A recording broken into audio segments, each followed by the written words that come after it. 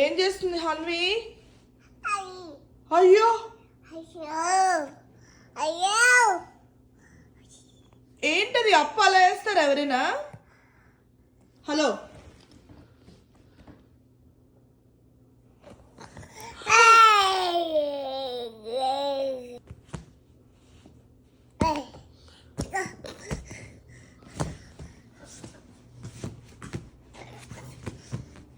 Cleanup చేస్తావా? Cleanup అమ్మా, అది క్లీనప్ చేసావా?